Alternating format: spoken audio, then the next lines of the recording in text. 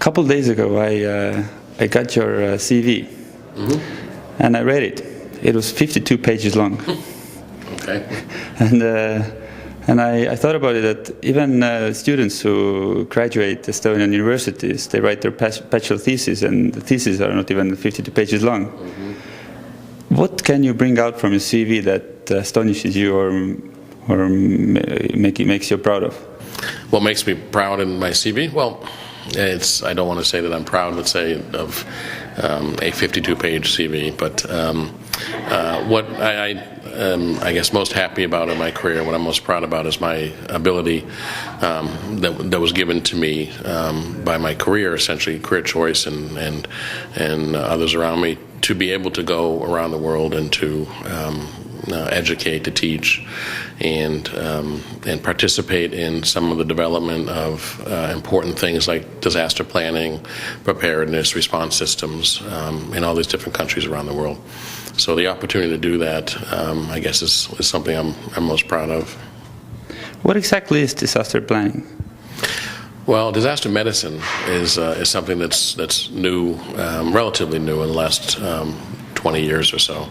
And the idea is that there are specific areas that we need to be accomplished in and understand in order to be effective responders to a disaster.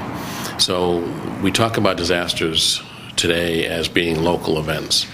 A disaster, wherever it occurs, will occur spontaneously, randomly if it's a natural disaster, intentionally if it's not, but will have a unique, if it's a large-scale disaster, a unique aspect of it will be the fact that for the first at least 2 to 3 days, it will be really predominantly a local event. So we call all disasters being local disasters, because there will not be the ability for outside resources to come in to the area at least 2 to 3 days after the event, which means that everyone really needs to have some idea of what they're going to do in the event of disaster. Certainly healthcare workers should have an understanding to a certain degree of disaster medicine, emergency management, what their role might be in a disaster, because disasters are unlikely. They are rare to occur, especially the large-scale disasters, but they do happen. And, one thing that we need all to not do is to not think that, I'm not going to prepare for disaster because that could never happen here. I can assure you that the people in New York City the day before 9/11 never thought a disaster like that could happen there. I can assure you the people in Haiti the day before, 2 hours before the Haiti earthquake, never thought that could happen or would happen. So disasters by nature just are spontaneous, yet they're very, very catastrophic or devastating. So I think it's important for everybody to have a little bit of knowledge of what their role is in the event a disaster strikes. And you mentioned 9/11. As I read from your profile as well, you were very close to this huge disaster. What did you learn from the disaster, and what experiences or what emotions you still have inside from this disaster? Well, I have a lot of emotions from that disaster. I think it changed all of us, quite honestly, 9/11. I was, the commander at that time of a Level 1 federal disaster team in the United States. We were one of about 20 teams or so in the country that existed. Level 1 means fully self-sufficient, first out the door to go to the disaster and fully self-sufficient for 2 weeks, with some resupply of food and water and fuel for the generators and other things. And when 9/11 struck, I was actually sleeping when 9/11 struck. I'd been working late the night before in the emergency department. But I received a phone call about a plane crashing into the World Trade Center. So I thought at first I was maybe still sleeping. I wasn't sure what was happening. And I put my robe on and went downstairs to watch the television like the rest of the world watched the television. Just as the second plane had hit, and then the sudden realization that, well, this is not an accident, this is intentional, and this could be bad. But I remember very distinctly watching as the two towers burned and thinking that there's no way that we would have to deploy our disaster team, which essentially is a medical field team, to New York City. We've done different disasters in the past where we've deployed to hurricanes and other things, but usually to areas that are completely devastated, not typically cities, but others. And I didn't think it would happen until really the first building fell, and then I knew that we would go to to the disaster. And soon after that, my pager went off, and we were activated and went to ground zero. The 2 weeks we spent there were life-changing, really.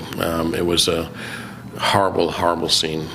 It was probably the worst devastation I've ever seen. When you arrive at ground zero, it really makes you stop dead in your tracks. And it was, undulating piles of destruction, 10 stories up, 2 stories down, for as far as you can see. Everything was on fire. Everything was smoking. It was a very, very bad scene and a very dangerous scene. And, we did our best during the 2 weeks. We set up medical tents. We actually treated 400 patients per day, which were really all just the responders. Nobody really survived out of the event after the first 24 hours or so. And but people were getting injured by trying desperately to get their comrades and colleagues out. So we were treating a lot of ankle sprains and respiratory problems and different things. I'll take a lot back from ground zero 9/11, but one of, I guess, the more important things I'll take back is the fact that my team, the disaster team, worked so well in such a stressful situation. The fact that we were able to help during a time that we were really needed.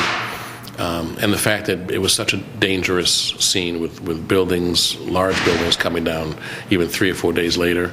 The fact that I brought 54 people into ground zero on 9/11, and 2 weeks later brought 54 people out safely. And that's something I'll always look back on with some pride. As I've heard, and as you mentioned as well, you've been in Estonia before, 1998. Yes. And what was your purpose then? We had I had worked in the 1990s under USAID, or Agency for International Development, in some of the former Soviet states soon after the dissolution of the Soviet Union, doing some teaching of EMS and disaster medicine. So we set up different training centers around in various countries, Yerevan, Chisinau, Kiev, Tallinn, and some others. And for a number of years, we're doing different teachings and training in again, disaster medicine, EMS, and emergency medicine. And then what we did in 1998 was we teamed with the International Atomic Energy Agency and created a course program in nuclear disaster preparedness and response. And we taught that course initially with different faculty in the U.S. from each center, and then came back and watched as the faculty taught here. And in 1998, I came and observed as the Tallinn faculty here taught the course for 2 weeks, and had a chance to see and live in Tallinn for 2 weeks and see how beautiful it is and how very nice the people are, and really had a very enjoyable time. And now that you've been here the second time, can you also bring out some suggestions that you would have for the Estonia and also for the Estonian healthcare system? Well, I've only been here about 18 hours now, but I just came yesterday. But after some discussions, I can see, and I knew before too, the Estonian healthcare system is a very good healthcare system, and you have very strong doctors and nurses, and also the ambulance system is very strong as well. I think, like any country, including the United States, efforts into disaster preparedness are important, and I think would be important for Estonia as well. So perhaps doing some education. I think one area that a lot of countries and places have difficulty with is the overall integration in disaster preparedness and response. So if I were to look at Tallinn, let's say, I would say that it might be important to do some citywide disaster drill. Because what that allows us to do is integrate all the different systems and agencies and hospitals that would come together in the event of a large-scale disaster, let them work through the process of responding to such a disaster through this drill, and then doing what we call a hot wash, or an examination of the process afterwards. And it's during that time that we can identify where there might be problems and how best to fix those problems. It's an important thing, I think, for any city or country to do. We do them relatively regularly in the U.S. with each city. In fact, coming up this year later on is something called Urban Shield in Boston, and we've done that in other places also. I think that something like that might be useful here in Tallinn. It allows you to examine the entire disaster response system and how it might function in the event of a large-scale disaster.